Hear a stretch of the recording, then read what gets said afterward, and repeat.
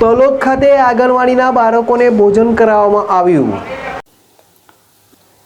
તલોદ તાલુકાના વાવ ગામે રહેતા ચૌધરી કેતનભાઈ સુરેશભાઈ ગાંડાભાઈ તરફથી સાબરકાંઠા જિલ્લાની સાબર ડેરી બંધ હોવાથી છેલ્લા 3 દિવસથી સુરેશભાઈના પરિવાર તરફથી વાવ પ્રાથમિક શાળા, બાલ મંદિર અને આંગણવાડીના બાળકોને દૂધપાક બનાવીને પીવડાવી એક પુણ્યનું આયોજન કરવામાં આવ્યું। આજે શનિવારે સવારે 9:30 વાગે પણ વાવ પ્રાથમિક શાળાના બાળકોને દૂધપાક બનાવીને આપવામાં આવેલ છે।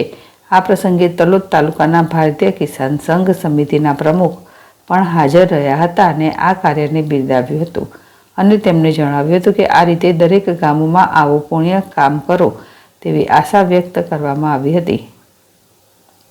દિલીપ પરમાર, ZSTV, તલોદ।